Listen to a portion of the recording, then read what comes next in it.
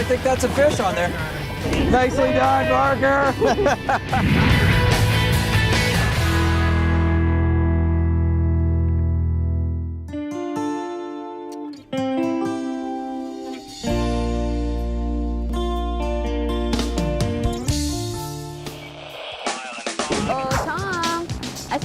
Hey, even a blind squirrel finds a nut sometimes. There you go, Buzzards Bay sea bass action. Welcome to New England Boating. I'm Parker Kelly. And I'm Tom Richardson, and today we're coming to you from Salem Harbor on the North Shore of Massachusetts. That's right, settled in 1626 by Europeans, it was a significant seaport in early America. Today, it's a tourist community and a residential community, probably best known for the Salem witch trials. And we're going to delve into a little bit of Salem's history coming up, but right now we're going to take a little tour of the harbor and show you what you need to know as a boater. New England Boating, Salem, let's go.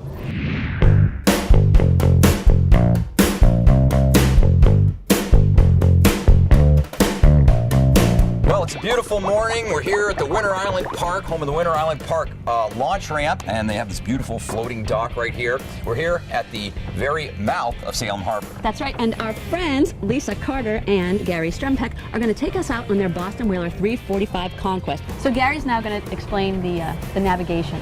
When you're coming from the south, this is the approach, yes, like the Boston area? And after you round Tinker's Island, the first thing you want to watch out for is this green can 1A that's going to be passing behind us. You want to have that in the port side.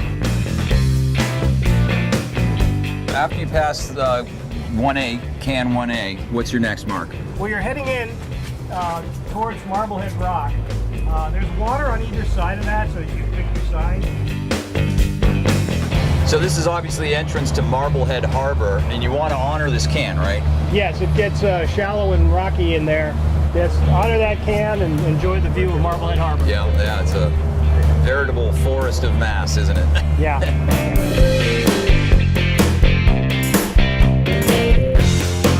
We have another day marker here. Again, you want to keep that to the port side. Rocks between that and the shore.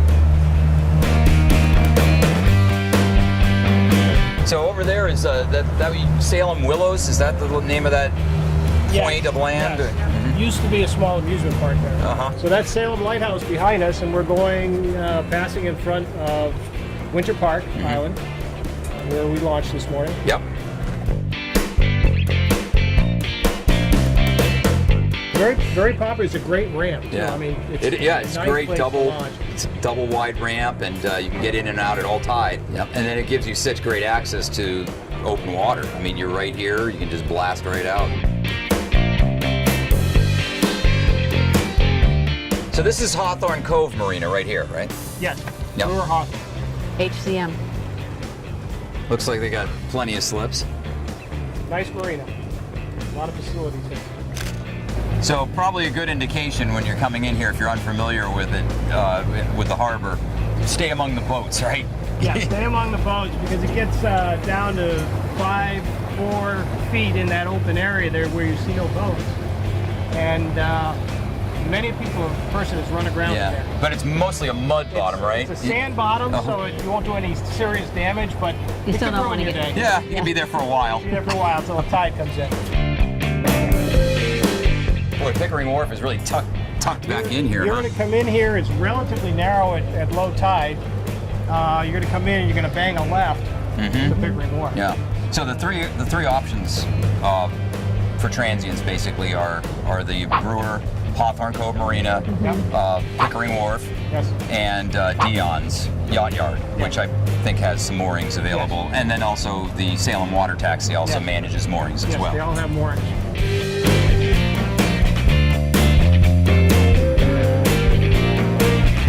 Hey, that was great. They were awesome. Gary and Lisa did a tremendous job showing us around Salem Harbor. As you can see, it's a well-marked harbor. If you pay attention to the channel markers, you can't get into trouble. Yeah, so. and beautiful too. Yeah, right.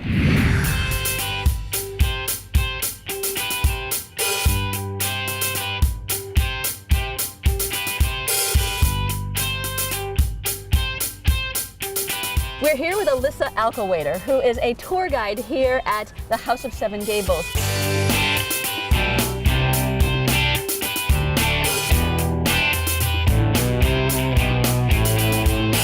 Hello. Hi. So nice to be here. Gorgeous grounds. Yes, Tell it us a is. little bit It's about this beautiful. historic place. Absolutely. It's the oldest wooden frame mansion in New England, but it was made famous by the author Nathaniel Hawthorne when he set a novel in this house. His cousin owned the house in the 1800s, and he would come visit her here, and that's how he got the idea to set a story in a house with 7 gables. Now his house is also here on the grounds Yes, too. the house that he was born in is on the grounds here. It was actually moved here in 1958. It used to be a few blocks down the street on Union Street, but it was going to be torn down to build a parking lot. So the Gables Association saved it and they brought it over here. Now people can take tours of the inside of the house as well, right? The House of Seven Gables, yes, absolutely. We give guided tours of the inside of the House of Seven Gables, and we have the Hawthorne Birth House open like a museum for people to just go in and do a self-guided Now tour. is it family friendly? Is it good for kids? Absolutely. What ages would you Definitely. We have a secret staircase in the house. The kids love the secret staircase. A secret I staircase. love yeah, secret staircases. So I can't wait to see. So I've seen kids as young as 4 or 5 really enjoying the tour, but of course there is a lot of real good Salem history. There's something there for history buffs, people of all ages. Yeah, And they definitely. can find out information on your website? Absolutely. And they can get tickets, so it's a short walk from the harbor? Yes. And for different marinas too. So it's really convenient for visiting boaters to come Absolutely. get a little bit of history. Most definitely. Excellent. Alyssa Alcowaiter. Yes, thanks for the great tour. We really, problem. really No appreciate problem. And the beautiful dimples. Oh, thank you. it. Well, stay tuned. We got more of Salem coming your way. Come on, he's hitting it. He's hitting it. Come on, be a big fish.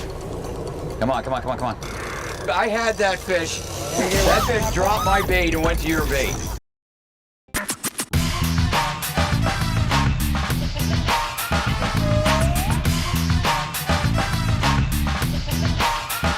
So Gary, tell us about where we're fishing right here.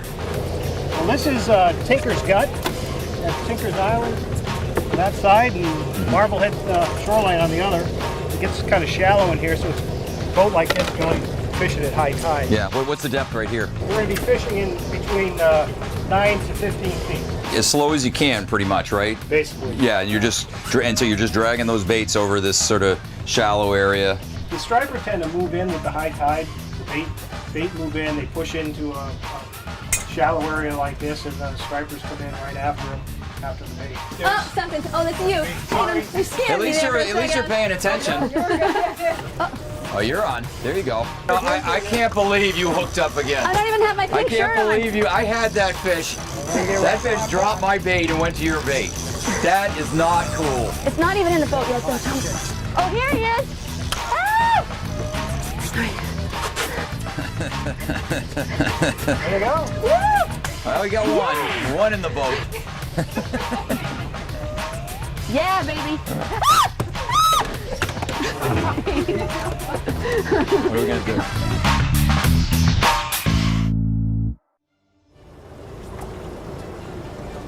Oh yeah, he's behind it. He's behind it. All right, look at the wake. See the Come wake on, big behind guy. it? Can we go home now? Oh, yeah.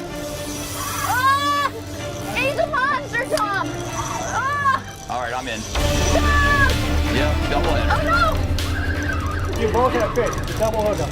no. Do we have the same fish? No. It's just they're tangled.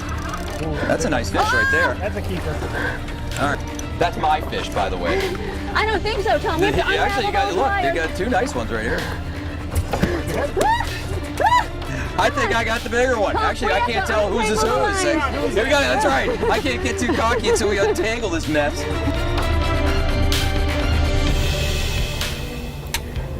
"35 inches. Let's see what your small one is. We're not sure yet. The jury is still out, Thomas. This one is a keeper at 31 inches. 2 keepers, Tom. Yes. Yours is 31. Tom, you got the big one. Tom, you got the big one. Yeah, baby. In your face. I still got 2 though, Tom.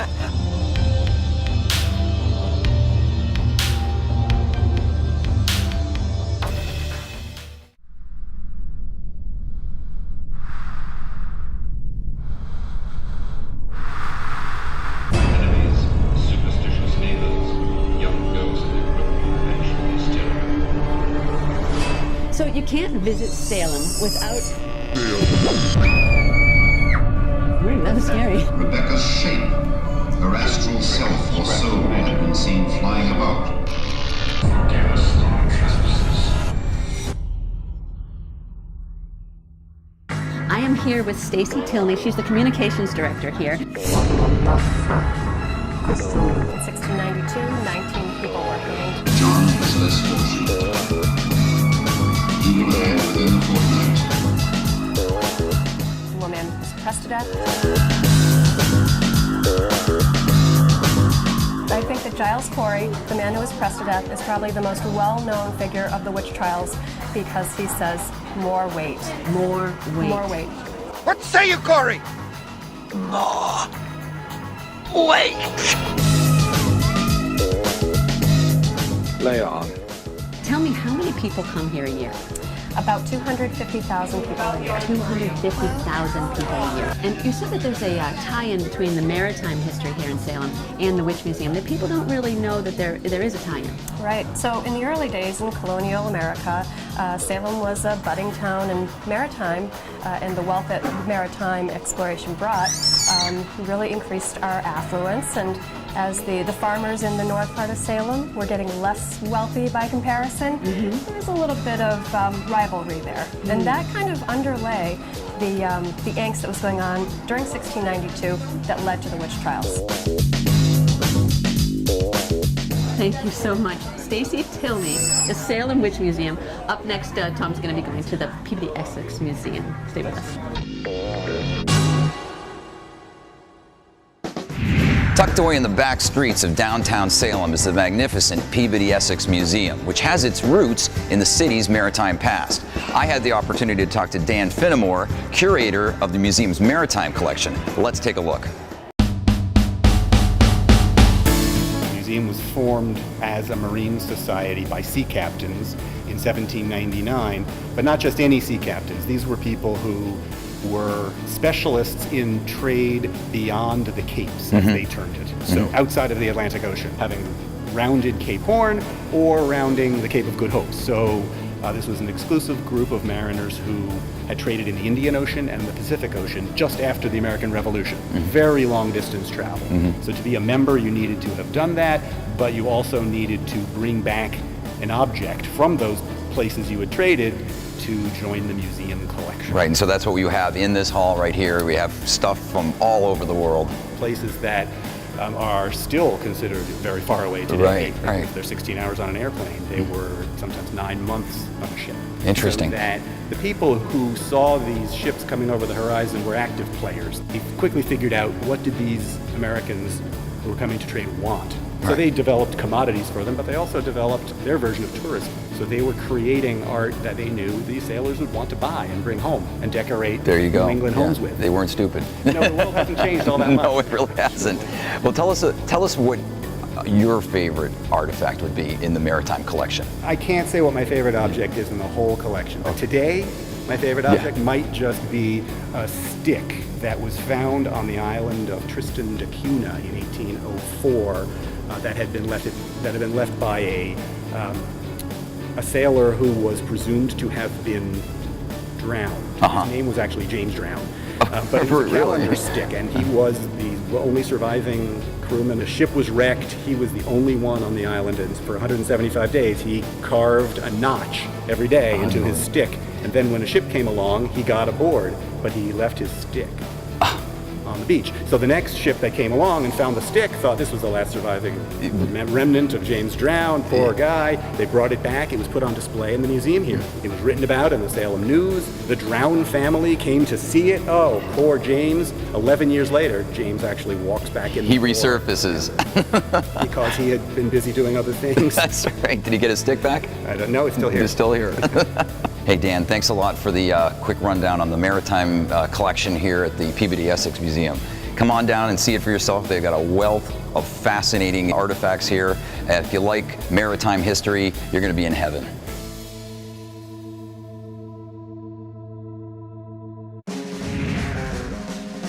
Voila. Get a school of Birdles. Great seafood on the water, available to boaters by land or by sea.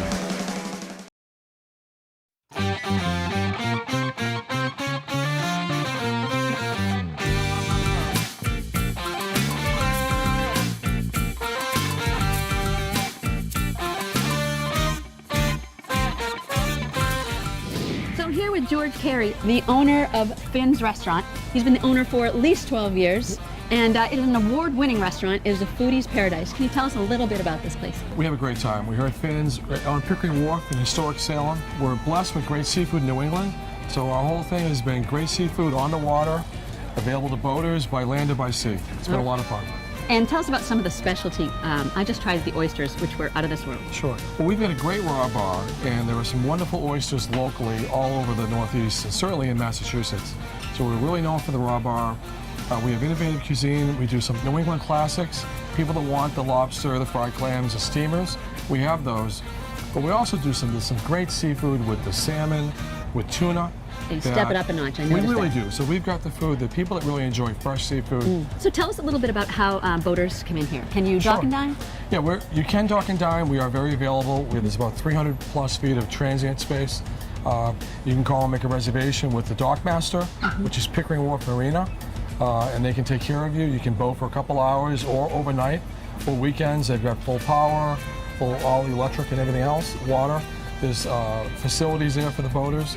But there's great dining. You can walk, and the city of Salem is a wonderful place for our boaters to go, and we love having them. In a perfect spot. George Carey, thank you so much. The owner of Finn's Restaurant. Make sure you come here and enjoy the beautiful view and the great food. Thank you.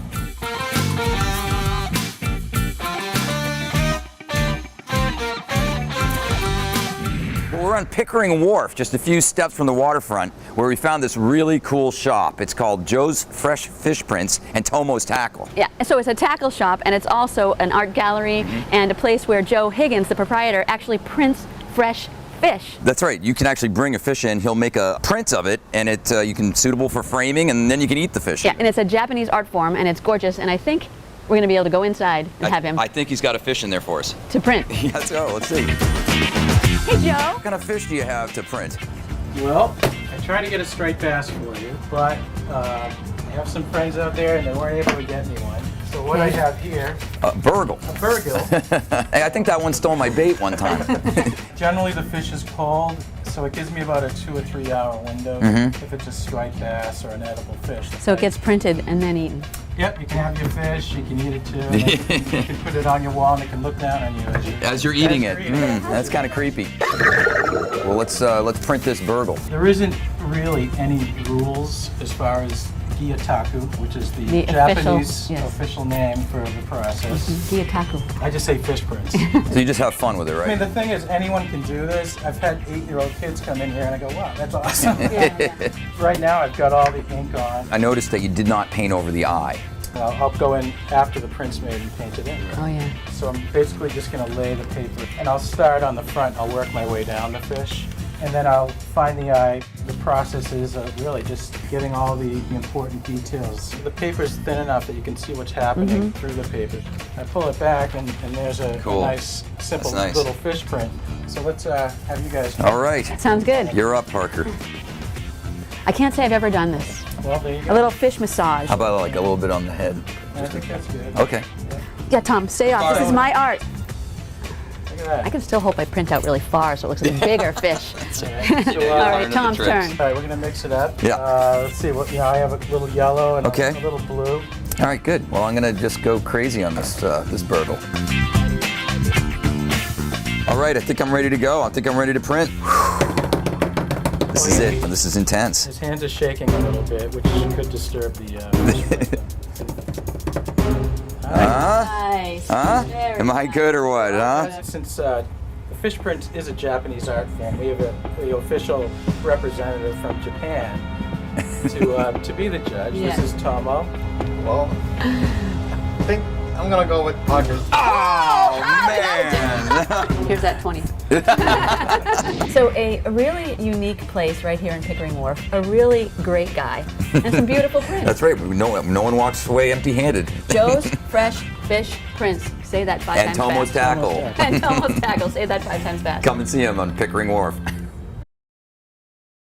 Well, if you come to Salem on your boat and your boat doesn't happen to have a berth, or you just don't want to stay on your boat, there's lots of great places to stay in town right here, including The Salem Inn. the Salem Inn, built in 1834, I think it was. It was a mansion turned inn, and great place to stay, very comfortable. I'll tell you, they have a great continental breakfast that comes with the stay, so great place to stay.